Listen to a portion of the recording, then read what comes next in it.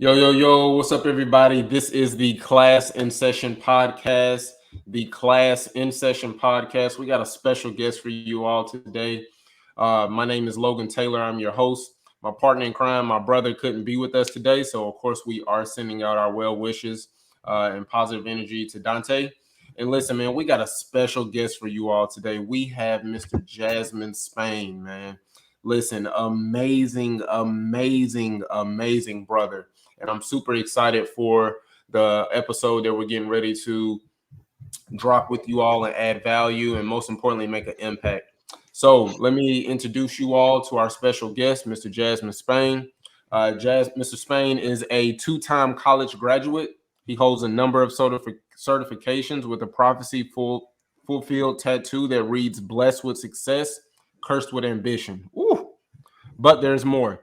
As he tells everyone, the job that he gets paid for is serving as a higher education administrator, but the work that he is made and called by the Most High to do is to serve as the founder and chief visionary officer of the M.A.I.N Initiative LLC, and as the founder and president of the nonprofit You Good Bro Incorporation. Ladies and gentlemen, I introduce to you Mr. Jasmin Spain. All right. Good morning, Logan. Appreciate the opportunity. First and foremost, I just want to say I thank God for you. Thank God for the work that you're doing. I believe in you. I believe in the vision and the visionary in itself. And I'm thankful for being able to connect on the Prayer Warriors Global Monday through Friday.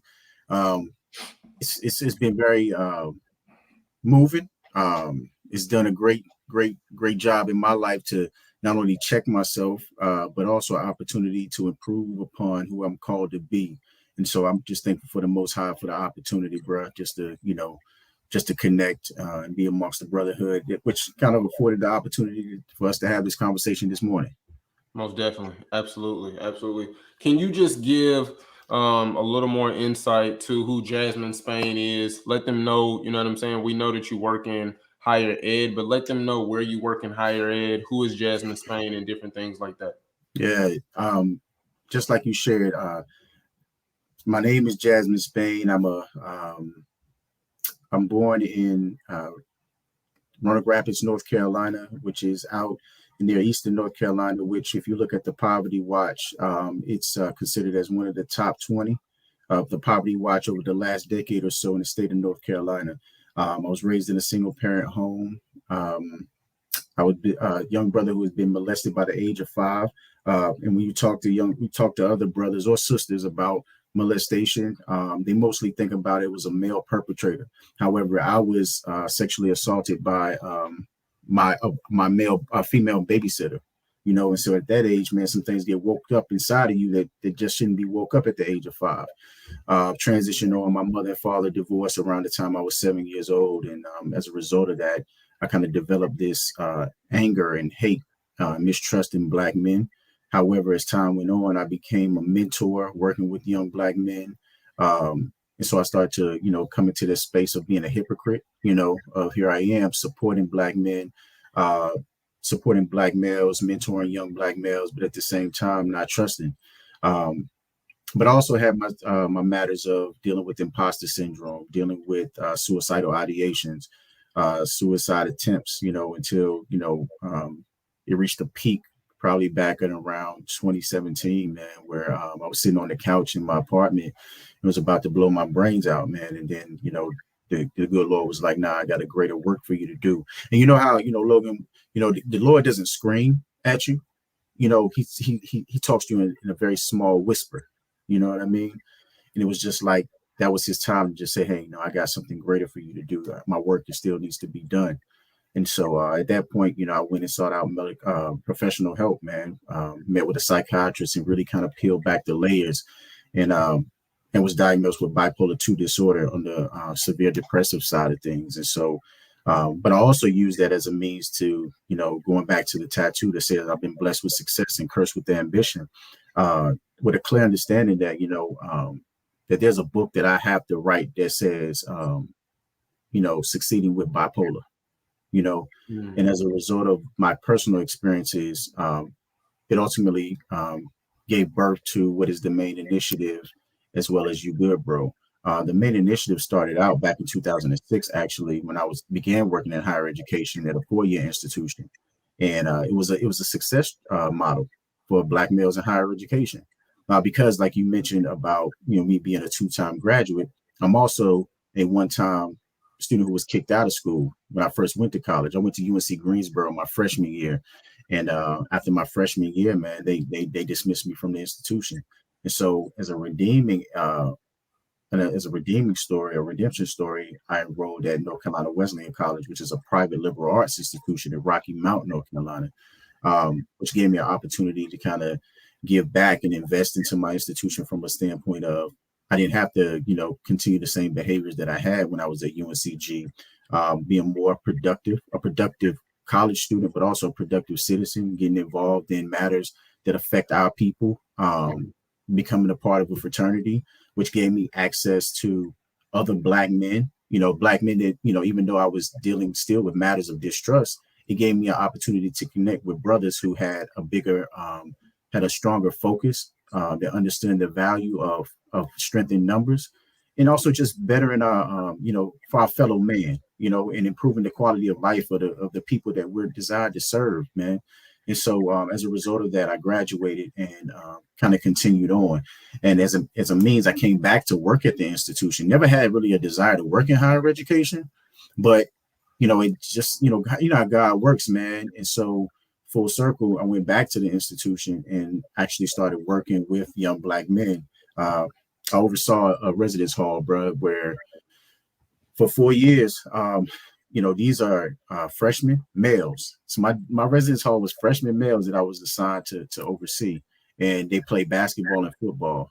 And so I was also over a conditional acceptance program that, if you're familiar with higher education, conditional acceptance programs are for those students who don't meet the minimum requirements or criteria to enroll at the institution. Mm-hmm. So what they'll do is, under certain conditions, they will enroll you. But if at any point you break any of those conditions, they will dismiss you and send you back home. Mm-hmm. Well, predominantly of that population is Black males. And mm-hmm. so within that process, I was going through my graduate program. And so my graduate degree is in counseling. And so I was working with some young men who, majority of them, play football or basketball, mm-hmm. An opportunity to establish like this relationship one-on-one, but also do some form of group counseling when I would connect with them together. And so we had a chance to kind of peel back layers to their success.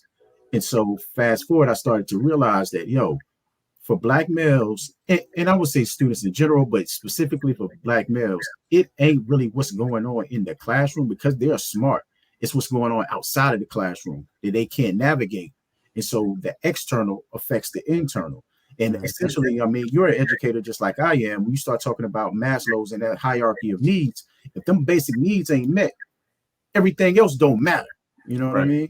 Yeah. And so I continued on, but I wasn't thinking a business mindset. I wasn't thinking strategizing on how to expand. I was just thinking about my bubble right here, right now. Who can I provide some levels of influence and impact and change? Fast forward, I get over to Pitt Community College. I put the M.A.I.N initiative to rest. Probably about in 2017, the Lord was like, look, I need you to go get this LLC because there's a work that I need you to do. And you're not going to be able to do it just in this little bubble of higher education. But I need you to bring back the M.A.I.N initiative because remember, I put it to the side when I transitioned to my current place of employment. And so, going through the process of males addressing issues and needs, we started out implementing, efforts to address high school and mm-hmm. community college populations. Now, granted, this is external of my job. Right. That morphed into, success strategies for higher education to success strategies for high school students. Mm-hmm. And just trying to cultivate that environment to where it went from success models to consulting. So I do some consulting for institutions and schools that want to create initiatives for Black males. So I've been able to, not just in North Carolina, but in Florida, as well as Wisconsin. Currently, I've done 2 bids with them of just helping them establish from the ground up, mentoring initiatives. And, that's been very grateful, but not only that, but also in the DEI space. I operate very heavy in the DEI space, a certified equity coach. So I utilize those credentials and that learned experience and knowledge to help institutions and businesses and agencies kind of, push the agenda of equity. And so going back to you good bro also is stemmed from my own learned experiences and lived experiences of just mental health, and understand that there are brothers like myself who have had certain experiences that if we had opportunities to come together and have these deep conversations, that we were being able to deal with certain aspects of trauma at a lot earlier age, and not being afraid to have some of these conversations that we're having right now. It kind of reminds me of Prayer Warriors Global in a sense. We get together every first and third Saturday mornings. We used to get together at a Black-owned restaurant where we sit down, fellowship, and then chop it up about matters that are really delicate and sensitive to the plight of Black men. But also have now started to work within, again, high schools to kind of help start that conversation a lot sooner. So yeah, that's pretty much, where my story begins and how it translates over to my experiences to not only the work I do within higher education, but the work that I'm called to do outside of higher education. I love it, man. I love it. That's big, man. I think that's I'm not gonna say that that's a lot, right? Because it's not a lot, because that's the life that you lived. I think that for me, I think that is hearing how intentional you are about, right, the stories that you've had to experience and the things that you've had to experience, and how intentional you were to want to give back. So I thought that, hearing that, I thought that was like huge, because you're like, yo, I got this LLC over here, but then I also got this certification in diversity, equity, and inclusion. And then I got this nonprofit, and it's You Good Bro. And then we go and we meet every first and third Saturday of the in the month, and we just have dialogue and conversation. And I'm just like, yo, like that's what people need in the community, right? Because mental health plays a huge part in African American community, right? Like, I know it's somewhere of like 68, maybe 70% of African Americans of African Americans that deal with mental health in some type of capacity. Like, that's big. Yeah. And so I think, the work that you're doing and different things like that, like, bro, that's commendable, bro. Like, I tip my hat to you for that. And that's amazing. So tell me, man, what you working in higher ed, right? And of course, did you do elementary, middle school, or high school before you got into higher ed or anything like that? No. Ironically, I always wanted to go to school to be a basketball coach. Basketball, under God and family, man, basketball is probably my third favorite love, man. Okay. And so I always wanted to go to school and wanted to be a basketball coach. Never had hoop dreams of being a basketball player, but always wanted to be a coach because I saw the value in it. So long story short, I went to college and got a degree in exercise science. And when I came out, I was trying to find a place to, that I could coach basketball. And, I was always taught that in order to coach, you needed to be a PE teacher. That's what I was taught coming up, not knowing that there were so many different avenues and lanes to get into the field. Well, needless to say, I didn't make it to into the K-12 sector to be able to coach basketball. So I started working in the health departments. And so I went from working in the health departments to engaging with youth in that manner and started doing some volunteer basketball coaching. But in that same process, I started working with STDs, HIV, and AIDS with youth. The transition to working with colleges, especially student government associations, for institutions to go tobacco-free and smoking cessation. Well, what I did was I was going to graduate school at that time to get a master's in public health. Well, at that time, I needed a way to get that paid for. And I knew that there were certain institutions that would pay for you to get an education. And so I was like, well, you know what? I'm going to reach back out to my alma mater and see exactly, if they'll give you the opportunity to come work because I saw a job as a residence director. I was an RA when I transferred out and became a student at Wesleyan. So I knew what a RA, a resident assistant, would do. And so I kind of figured how that experience would translate over to a resident director. All that to say that I got hired at North Carolina Wesleyan. They told me they'll pay for me to go back and get my master's degree. And when I got hired on the second day on the job, they were like, oh, no, we can't do that for you. And so I got caught in a situation where, all right, I'm employed in higher education and, but I can't get out.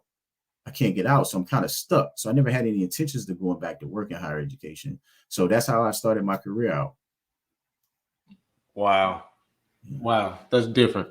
We've had past guests that work in higher education on the administration side like you, but he started out in Title I schools at the elementary level, and then he went to the middle school level, and then from middle school he went to higher ed.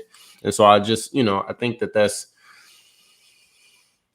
different, right? Because you get some people that that work in education and they've worked at the K through 12 sector, and then you have some people like you, right, specifically, that they just went straight into higher ed. So I think that's amazing. And I also think that's different. What do you think is a common myth about your job or field with working in the higher ed space? Of course, I know you've probably heard a plethora of things and seen, a lot of things behind the scenes. What is a common myth, like when you first started, right? Somebody that may be interested to want to work higher ed and leave the K through 12 sector, or they just might want to graduate college and go straight into the higher ed sector. What's a common myth that you've experienced? The higher ed is not designed. Everybody that works in higher ed is not in it for the common goal. The common goal in education, for the most part, is student success. That every person that walks through that door, you want to see them successful. You want to see them obtain their educational, academic goals, so that they can continue on to achieve whatever those personal goals and professional goals that there may be. But there's also this piece that higher education is a business. It's a business. Institutions stay open when students, for lack of better words, the way we say it, when butts are in the seats, then the doors stay open. So I was talking to a set of students the other day. I was doing a cultural competence workshop, and I was trying to enlighten them that, the student voice is the strongest voice at a college or university, because they have their power to affect major change. Because if they are not in school, if they're not, utilizing their voice, then we don't have jobs. Students don't come to school, we don't have jobs. You know what I mean? And so trying to get other individuals who have those aspirations to work in higher education, that if you think you're going into a space where everybody's in here for student success, that's not always the goal. This is also a business. This is also an entity, but then there's another component to it.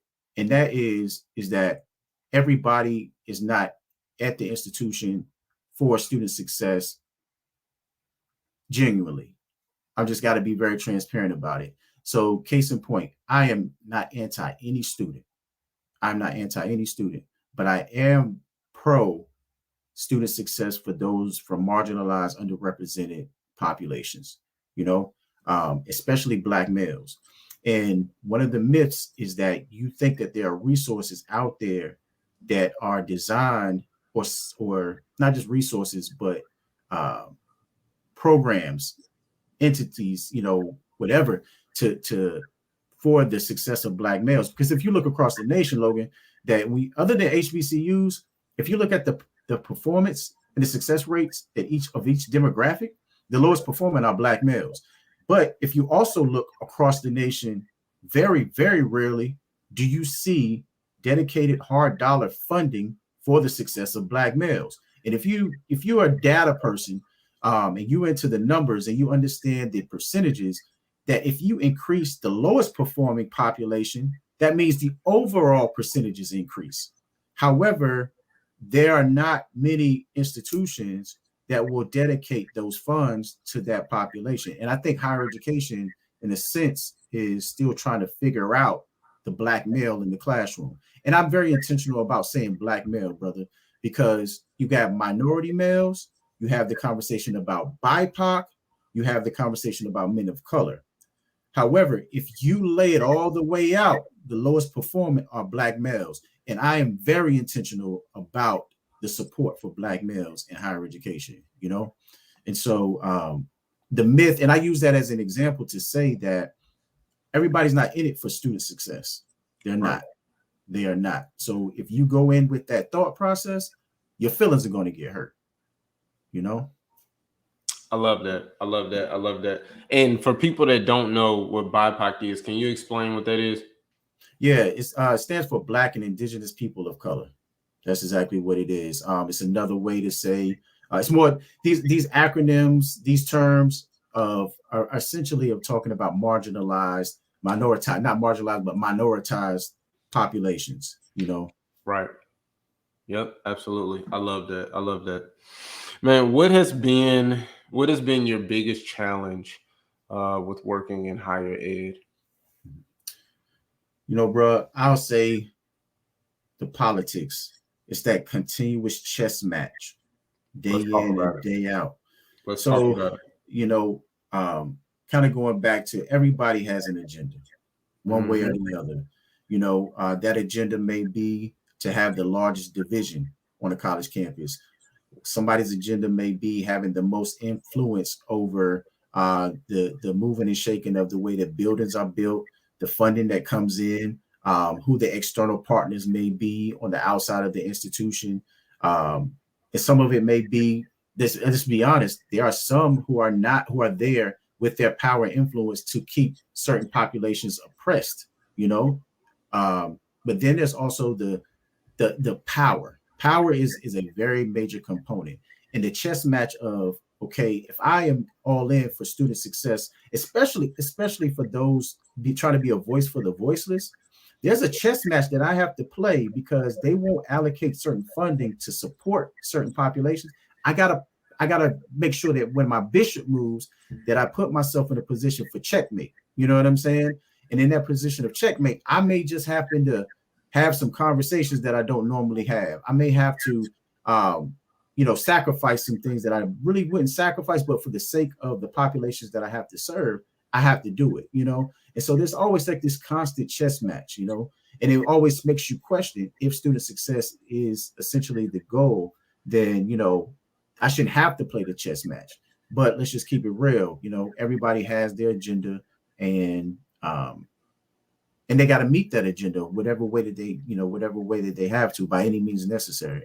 So, and I want to make this statement too, brother, that I don't want to make it seem as if I'm downing higher education, but I'm having an honest conversation with you about the lay of the land. Um, Absolutely. most people don't know exactly what goes on behind closed doors, and so this is just an opportunity, especially for somebody who may be looking to go into higher education, that this is the real of what actually goes on day in and day out, especially if you want to be an administrator. Absolutely. Most definitely. I think that that's important. I tell people all the time, vulnerability is a superpower, Mhm. right? Like Right. if you vulnerable, you can get through to some people. Mhm. You can really make an impact, you can really add value. And that's what our podcast is all about. It's about adding value and making impact in the education space, right? Not specifically at higher ed or K through 12, all across the board, right? We've had first grade teachers come on. We've had Spanish teachers. We had a lady that talked about specifically diversity, equity, and inclusion. That was her job, right? We've had superintendents come on from big school districts to small school districts. And so I just think that it's important, like you said, to lay the lay of the land. But I want people to get insight from kindergarten all the way up to college because it's important, right? We did an episode with special education. So we had a lady that was she's been teaching special education for the past 2 decades. She has a child that's on the autism spectrum, and she was just giving game and giving knowledge. You know what I'm saying? And I thought, like, hey, that's important because that plays a major factor in the education space. And some Yeah. people don't know how to communicate or deal with kids of special needs and things of that nature. And so this episode, man, like, listen, bro, lay it all out there, man. Like, it's gonna help somebody. It's gonna free somebody. You know what I'm saying? Whether if it's in the community or whether if it's in higher education, there's somebody out here that's gonna listen and they're gonna be like, yo, okay, I want to work in higher education. Like, yeah, I want to do student success, but I want to help African American girls, or I want to help Asian girls, you know what I'm saying, succeed in life and whatever the case may be. So I'm with you, man, all across the board, bro. So I love it. So what is one piece of advice you would give to someone starting out with wanting to work in higher ed? And it can be more than one. So let me tell you that now. No doubt. I'll tell you, get you 3 people in your life. And that's, for one, is a mentor in the field, somebody who's seasoned, preferably that's seasoned, but somebody who knows, who's on that path or in positions of which you want to be at some point, tap into them, and if you see someone and you don't have a personal relationship with them, reach out to them. A lot of it is just like, with men, especially with men, but just people in general, they don't want to ask for help. They have dreams, they have goals, but they don't have anybody to talk to help them, reach those goals. And so there are people who are actually in these positions who actually want to be mentors, but nobody's ever asked them. And I think in a very informal way, they may be mentoring individuals, but when you have a legit conversation, a formal experience, a formal relationship, or understanding, especially when it comes to accountability, and actually fulfilling and executing, that makes a difference. So always, identify a mentor. And you can have more than one. You can have more than one mentor. You might have a mentor for your personal life. You may have a mentor for your professional world. But for the sake of of professionalism, I think identifying a mentor, number one. The second person is find you an executive coach. Your mentor can help you with what's going on right now, but that executive coach helps you see beyond the right now. What does that trajectory look like? What is your ultimate goal, and how do we reach that goal? It might be working here for 3 to 5 years, doing these different roles and responsibilities. It might be, okay, going back to something your mentor may have said, well, you may need to do some volunteer work. You may not get paid for it, and it's not in your job description, but in order for you to reach that goal, you may need to do A, B, C, and D. Whereas your executive coach can take all of that and say, okay, you have obtained this. Now let's take a look at, what's this going to look like a year from now, 5 years from now, 10 years from now? Right. What do you need to stay in this particular area? Do you need to move from North Carolina to Tennessee, from Tennessee to Wyoming, to reach whatever that goal is, So having an executive coach to kind of help you walk through the process. And number 3 is having you a therapist, man. So we spend more time at work than we do at home with our families, with our wives, with our kids, doing anything that we enjoy doing. So if it's fishing, if it's playing ball, if it's playing chess, whatever, we spend more time at work, and sometimes at work, man, work can bring certain levels of stress. It can bring some levels of fulfillment, regardless, because you don't have to have a therapist when things are going bad. You can just have a therapist to help you walk through life. Absolutely. And so when it comes to higher education, though, there are a lot of mixed emotions that can come around with that, especially if you're in it for student success. When you get me when I came into higher ed, me working as a counselor, me working as a resident advisor, resident director, I had very close contact with students. So I was building, great relationships. And when there are things that were going on that I couldn't understand why there wasn't as much support or so much red tape that was going on in place to move the needle and working with students, I used to talk about administration like the problem was administration. Right. Well, over time, you realize that the higher you go up, because I never had any intentions to go up. And I remember my previous vice president told me, he said, yo, Jasmin, he said, it's 3 things. He said, either you're born a leader, you're developed to be a leader, or leadership is thrust upon you. You didn't even ask for it. And so I'm one of those ones that didn't ask for it, me to be in the position that I'm in, because I have no doctorate and I have not been in the game 25, 30 years. So for me to come into being an AVP at the age of 35 is just really not common. You know what I mean? Right. And so going back to what I was saying, when you start working with students and you start to go up, you come a little disconnected from students because you're no longer working with them in that direct format. Right. And so as you go up, you start to affect change by policies changing, procedures changing. Now, granted, you can still connect and work with students in your own special way if you know how to create a lane, which I do. I go to SGA meetings, student programs. I sit in there, have conversation because I know that's where I am at my core. But going back to having a therapist, when you become what you used to complain about, that is some challenges, you know what I mean? And when you become an administrator, you're seeing things from 100,000 level view, and the people who are down in that 10,000 level view who don't really understand what's going up at the top, there can be some cognitive dissonance going on, you know what I mean? And so you're sitting here juggling through that double consciousness, you know what I mean? Like, okay, I got to make a business decision that's in the best interest of the whole institution 5-10 years from now, but I'm really concerned in my feelings about this situation going on over here with this particular student, you know. And so sometimes you have to be able to process those feelings, you know, when you have those days of like, I don't want to play chess with the next assistant vice president because I want to get funding to address student sexual assault on campus, which is sexual assault is something for me personally that goes back to me at the age of 5, you know what I mean? It's like I got to disconnect from my feelings. So is my emotional intelligence in place? Do I have somebody to help, you know, walk me through this so I don't allow my emotions to dictate my decision making? Because one of my closest partners, and he said it, and I love it. He said, emotions are indicators, not decision makers. You know what I mean? And so, you know, those are the kind of things that having a therapist can help you through. And I think that they all, you know, marry one another, having a mentor, an executive coach, and a therapist in place, you know.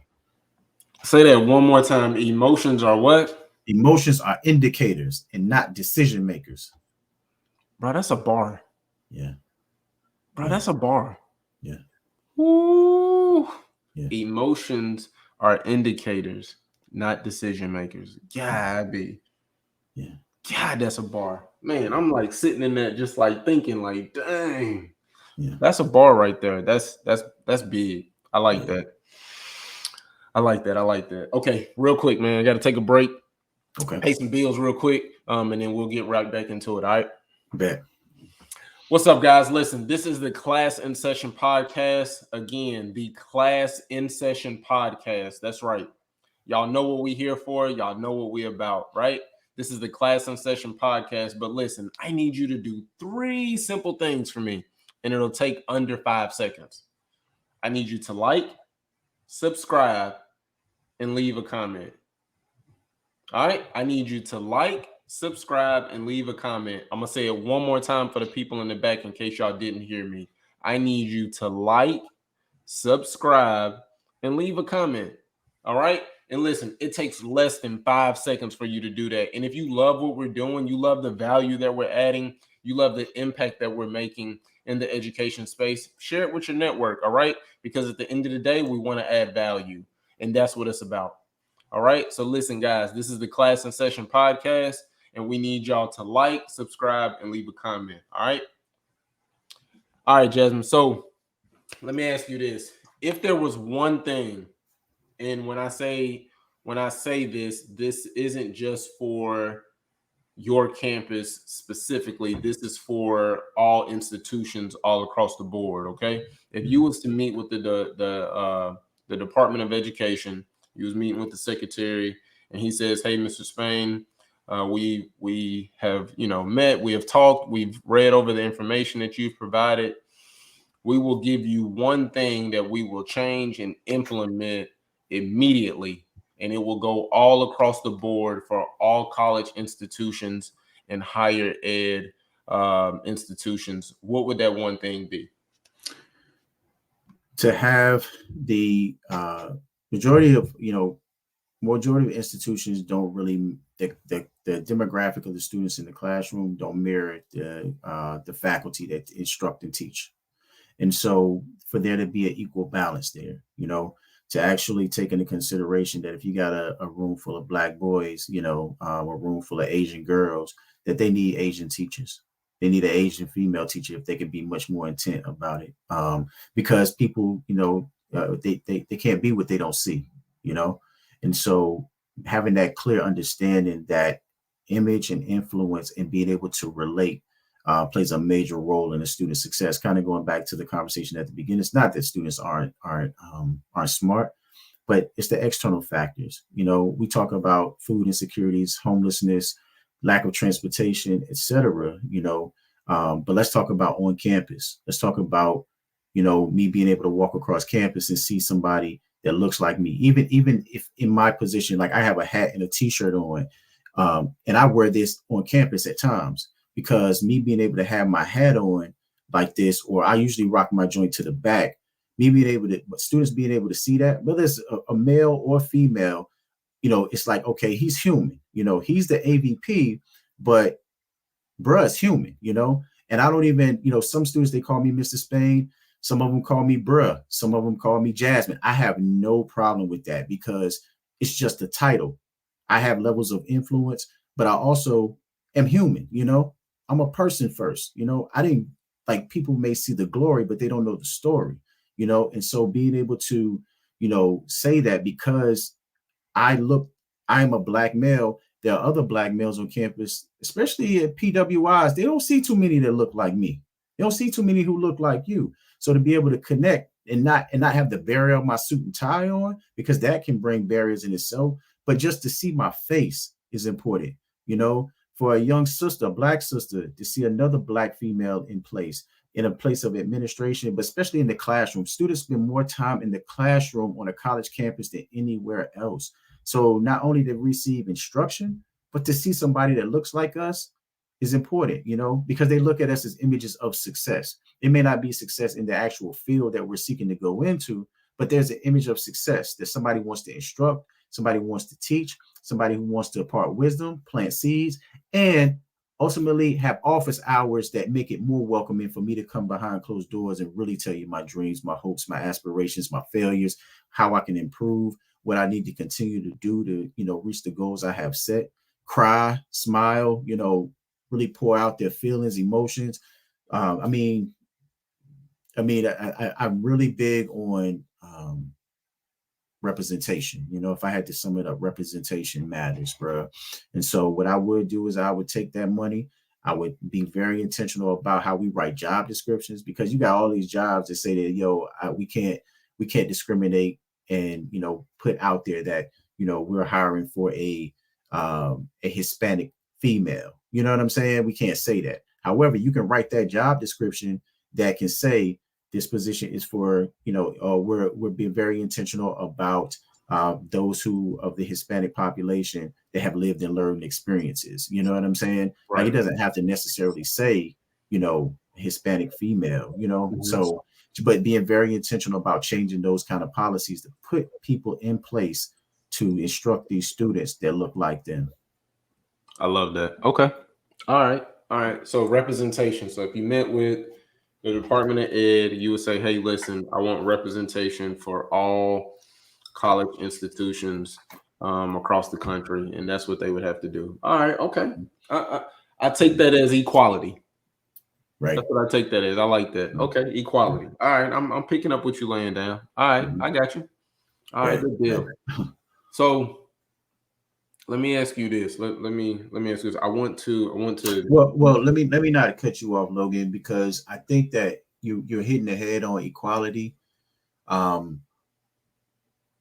I'm also speaking on equity. You know, equity, bruh, is best way that I can explain it. Equality is everybody has a pair of shoes. So the representation is that okay, we have equality along those lines, but equity is that equality is everybody has a pair of shoes, but equity is that everybody has a pair of shoes that fit. You Okay. know, Yeah, I and get it. and yeah, and so I just wanted to just, for the people who may not understand the equity side of things, because I think that people kind of, you know, confuse the two, that there's a difference. And, you know, me having a size 12 when I wear a size 10 versus me wearing a size 10 and, you know, being a size 10, you know what I'm saying, makes a big difference, you know.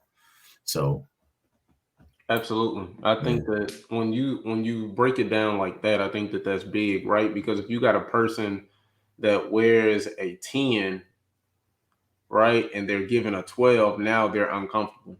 Mm-hmm. Mm-hmm. Now they're not able to do their job properly, right? Right. Now Right. they don't have like what we talked about earlier, like they don't have those basic needs. Mm-hmm. So now, because they don't have those basic needs, now that puts them at a disadvantage because now they have to figure out how can I get a 10. Right. Right. So I get it. I get it. I understand. I think that Yeah. I think, okay. Yeah. Because So, because it was just kind of talking about the faculty. If you have, let's say, if we want just representation on a college campus, okay, if we got if 25% of our student population are Black, or 25% of our population are of quote unquote of color, mm-hmm, then they may say, well, your representation is I have 25% of my population who work in grounds, who are public safety, mm-hmm, who are maintenance, who is housekeeping. They'll say, right, well, you got your representation because we got 25% there. right, But the equity of it is 25% are in the classroom teaching. You know right. what I'm saying? Absolutely. So I like how we're aligning on this. You know what I'm saying? I like that. Absolutely. I Yeah, like yeah, no, that. I get it. I get it. It makes sense because it's Mhm, like, yo, like, yeah, like you said, like everybody has a pair of shoes. Okay, that's great. mhm. But everybody's shoes don't fit, Right. right? Everybody gets a textbook, Mhm. but not everybody has the same textbook. Right. You get what I'm Right. saying? And so I think Right. that that's important because, like you said, like, yeah, the equality and stuff is great, but it's like, yo, it's a little bit deeper than that. So can we Mhm. take, can we just take an extra few steps, or can we just give an extra few dollars so that Mhm. that way that representation matters to people of color, to white kids, to Asian kids, to the blue kids, to the purple kids, like whatever the case may be, right? And so Right. I think that that's important. So I agree with you. We are in alignment with that. Yeah. But I want to take a detour, right? I want to take a detour. I know we're talking about higher ed and everything like that, but I want to talk about the two businesses that you have, right? With the Right. nonprofit of You Good Bro. Of course, people see the background, and then the main initiative. I want to talk about that. Let's touch on that for a brief second. And can you explain to people and tell people what the main initiative is? Yeah. So the main initiative, it's like I said, it started out as a retention and student success model for Black males in higher education. And so over time, things have morphed. So because as I evolved, the main initiative evolved because the needs were much more greater than just working with Black males in higher education. You start to see that Black males needed something a little sooner. So putting in strategies for high school students because I believe in the pipeline. I believe in the pipeline from middle school to high school, from high school to college, and so forth into the corporate world. When I say corporate, just post graduation, and going into the workforce. Then it was started to become conversations about equity, inclusion, diversity, and so how that plays a role. And so, based on my learned experiences and lived experiences, it was easy to kind of make that transition to have these conversations about how those factors play a role in students getting a degree, students achieving their educational goals. And then that kind of morphed into, okay, well, I'm advocating. Um, I'm also doing some consulting to have these conversations, but there's still no structures in place. Because if I really had to, really break it down, Logan, I'm more of a structures person. I'm a person who puts the entity in place. Let me help you create it. Now, granted, I can help you walk through the implementation process, but I don't want to take that away from you to be able to do that. But I can help you put the structure in place. I can tell you who to talk to. Now, who that person may be on your campus and what kind of relationship you have is one thing. But this is, if I take the lay of the land from education from a high school perspective, my experiences with that, but also my very in-depth experiences on a college campus, I can pretty much lead you and guide you in the right way. So I just say all that to say about the main initiative. That is really what it encompasses: a personal and professional development agency that does consulting. And I also do provide events and conferences, summits. We just held our 5th annual M.A.I.N summit. We just had Dr. Steve Perry with Capital Prep from Connecticut. I think everybody, for the most part, that works in that population or in that lane of underrepresented students, he's kind of been a very strong champion for that. So he was our keynote, and his theme, his topic was that telling a young person that they have potential is an insult. We can talk about that a little later, but that ultimately kind of transitions to You Good Bro. You Good Bro was actually under the umbrella of the M.A.I.N initiative initially, because we had what's called upper echelon. Upper echelon is the high school component. Then you had the M.A.I.N initiative, which was the college component. So we needed something for Black men, because and Black men needed an opportunity to have some discussions. Of course, middle school, high school, the college students can have these discussions, but there's some Black men out here who have some deep-rooted stuff that they never came out and talked about, And so you have this little boy inside of this 40, 50-year-old man that they never dealt with the trauma that they experienced when they were coming up, And so they find themselves in positions where they're mentoring young men. They find themselves as being husbands, being fathers, and they just haven't dealt with what it is that they experience coming up. And it comes out in certain ways. It's going to come out. Whatever it is that you've taken in and you haven't dealt with, it's going to come out. So we needed to create a space for men to actually have these conversations, man. And so that's where the You Good Bro component came from. But it didn't sit well for it to just sit as an entity under the M.A.I.N initiative. This needed to be something separate, And so after prayer and fasting, You Good Bro became a nonprofit, whereas the business side of things, for me to do the consulting that I do, some speaking engagements, I really try to stay away from that unless I really feel called to do it, because I really believe in staying in my lane. Anything outside of that, very heavy in the personal development side of things, spiritual development side of things. That stuff is really my consulting side, but but You Good Bro is something totally different. You Good Bro is something where, we don't look for any type of revenues generated or anything of that nature, man. This is about all of it's about the development, the holistic development. But when it comes to You Good Bro, that's something totally different, man. That's more peeling back those layers. It's more, just really, really addressing some real core matters.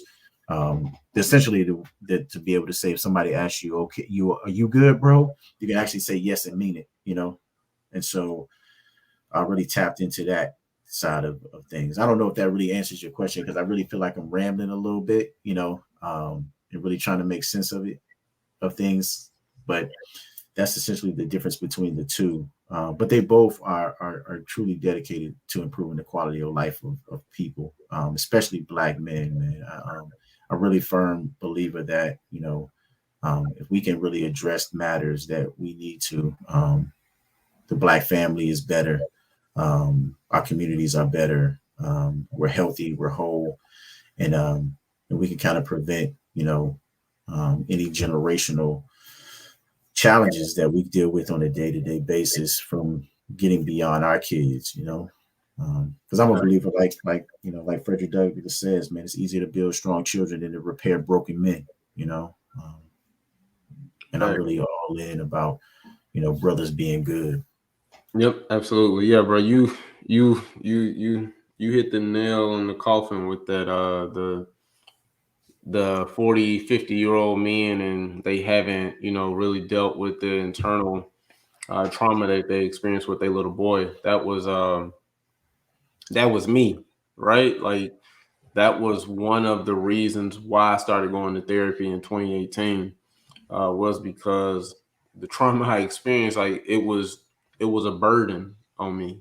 You know what I'm saying? And it was weighing so heavy on me, because it was just like, yo, like, oh, this happened, and then I'm just kind of like shrugging it off, and I'm not dealing with it. You know what I'm saying? Oh, I experienced this.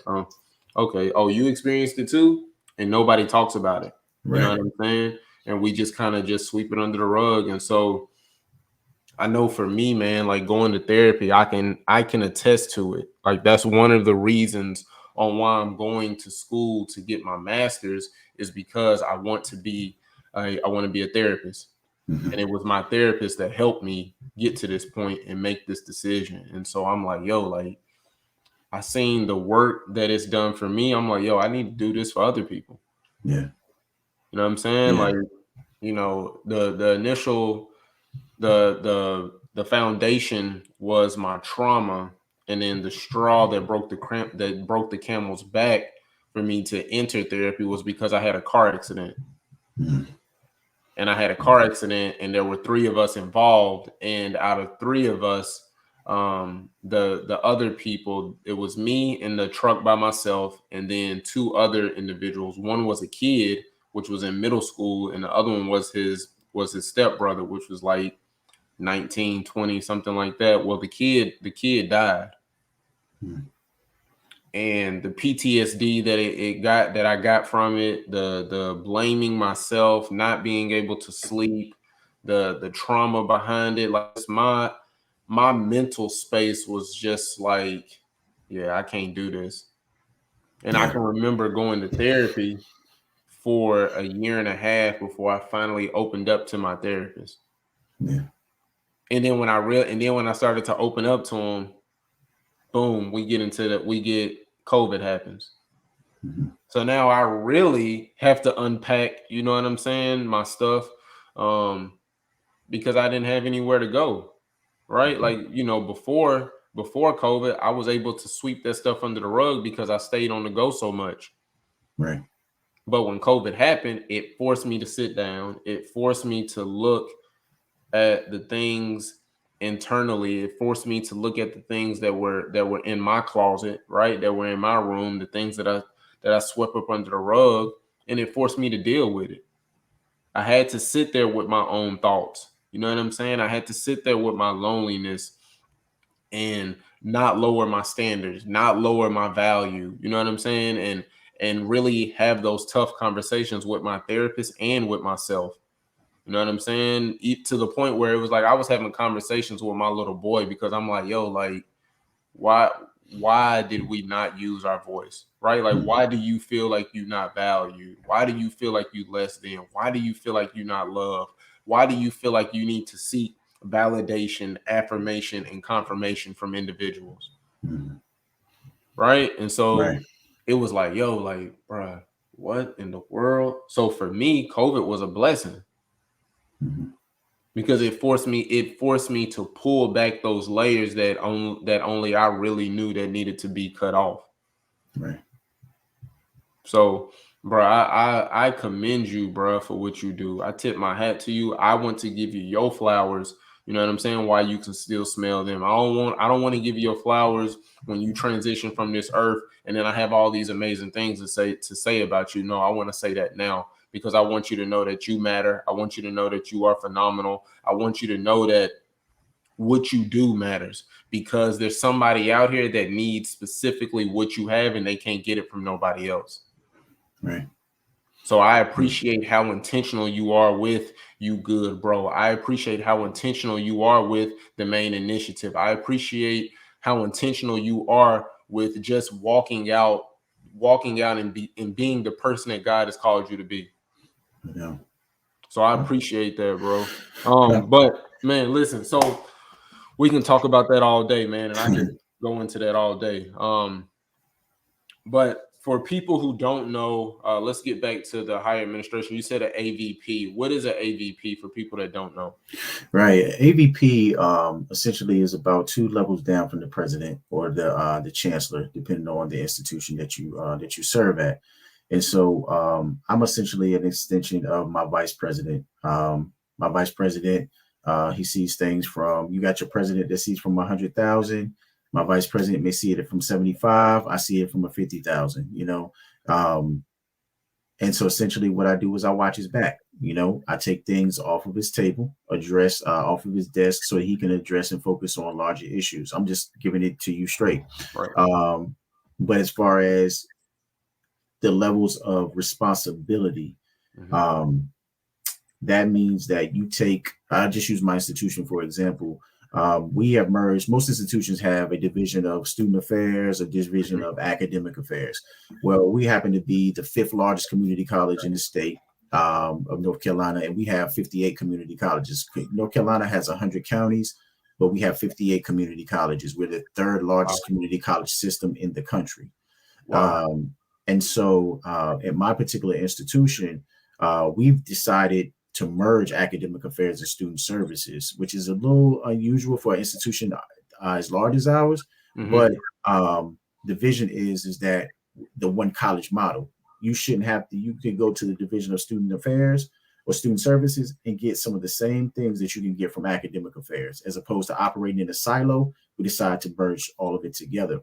So for my particular role, though, in student support, I oversee career services and workforce development, counseling services, disability services. We call it accessibility services instead of disability. We call it accessibility. Student conduct, Title IX, which is sexual misconduct and sexual assault and sexual discrimination. Oversee student engagement and leadership. So you're talking about your student clubs and organizations. I also oversee our Minority Male Success Initiative, our recreation sports. Some people call it intramurals. We just brought in esports. Esports is a big thing for in the K-12 sector. And even when you go into higher education, we actually offer scholarships for esports, man. Really? And actually in the esports, what some people don't understand is that esports is a sport. It's actually a legit sport. In a lot of cases, in some institutions, it operates out of the athletics department, And so they actually give scholarships for you to come to school to do esports, because just like in any other sport, they have conferences, right? Well, they got esports, and you're actually operating the same conference that basketball, football, volleyball, you know what I'm saying? So, which is really dope. But also oversee what's called TRIO. Most students who may go to college, they may be familiar with TRIO. TRIO is really catered towards the first generation student with a disability or students with low income. So I oversee those areas, but I also oversee the area of workforce development is very, very big. And I mentioned that before, because within higher education, especially in community college, workforce development is essentially what the community college was designed for. It's for those who may not be able to, especially us, those of us of color, but also to, prepare people for the workforce to be able to be not just quality citizens in their communities, but also to actually prepare people to go to work, to be able to, especially depending upon where you are. We're big in industry, manufacturing, agriculture over here. And so being able to give people the necessities that they need to go into the workforce, because everybody doesn't go into the higher education to get a degree, to transfer. Some of them want to get that short-term quick certification so I can go to work in 6 months. You know what I mean? I got to take care of my family. So absolutely. That's what's up, man. So before we get up out of here, man, let people know how they can get in contact with you. If you don't mind giving your contact information. Yeah, not a problem, bro. For the higher education side of things, you can reach me via email at JLSpain. That's JLSPAIN, like the country, 125 at M.A.I.N.cc. So that's PI2TsCC.edu. But if you want to reach me for M.A.I.N initiative services, that's M.A.I.N acronym. So that's M.A.I.N initiative@gmail.com. That's for M.A.I.N initiative services. For You Good Bro, that's You Good Bro INC, and that U is the letter U, GOODBROINC@gmail.com. One other way to get up with me is just to my website. It's still going through a process of getting up to where I needed to be, where I wanted to be rather, and that's at JasminSpain.com. All right, wonderful. Y'all heard him. Listen. Oh, go ahead. Yeah, and no, I was just gonna say, and honestly, for the sake of this podcast, man, I know that you produce good fruit, and I know that you're not having, everybody that comes across that, because I checked the podcast out, and And then and just straight up, really, Logan, like you moved me in our Prayer Warriors Global calls in the morning, man. So I know you don't operate in no foolishness, you know what I'm saying? And so I'm willing. I say all that to say is that my cell is 252-536-1926 for anybody that may want to link up with me. That's directly to the hip. That's not a Google number. That's not a pager. That's not some jabber that comes with WebEx on your computer. You know what I'm saying? That's straight to the hip. Love, bro. I appreciate it, man. Thank you, man. Thank you. Listen, guys, he gave you his contact information. Listen, if you're interested in the M.A.I.N initiative, you interested in You Good, Bro. If you interested in higher education, listen, man, we brought Jasmin Spain on, and he just literally dropped an atomic bomb on us. All right. But the last thing, Jasmin, before we get up out of here, can you leave our listeners with a piece of motivation? Yeah, definitely. Don't let your past, and it's a very cliche, don't let the past affect your future, man. Don't because what you've experienced in your past only prepares you for your future. You know, you may question, why you went through these certain experiences, and there's a story behind it. There's a reason why you had these experiences, and you may not know right now, but if you operate in good faith, you'll understand why as time goes on. And it's not all about you, those experiences. It may be to help somebody else who may be sitting on the couch about to blow their brains out. Somebody who was in a car accident where a passenger on the other side passed away. You know what I mean? There may be somebody who may come across that you may come across who's having the same challenges, and you'll be able to tell them your story of how you going through the process of liberation and the process of how you got through it. That will help them not do anything to cause any harm to themselves, man. So just not allowing your past to affect your ability to proceed in your future, man. So I love it. Y'all heard what he said. Don't let your past affect your future. There's a reason why the windshield is bigger than a rear view mirror. All right, guys. So listen, man, before we get up out of here, Jasmin, my brother, thank you so much, man. Thank you for coming onto the podcast and dropping gems and giving our community some amazing information, learning about higher ed, learning about You Good, Bro, as well as the M.A.I.N initiative. So I really appreciate it. No doubt. I appreciate the opportunity, brother. All right, guys, listen. This is the Class in Session podcast. Listen, man. Listen. I am your host, Logan Taylor. This is the Class in Session podcast. And in closing, like we always say, why be normal when you can be extraordinary? All right, guys. Peace. We'll see you next episode. I love y'all, man. Peace.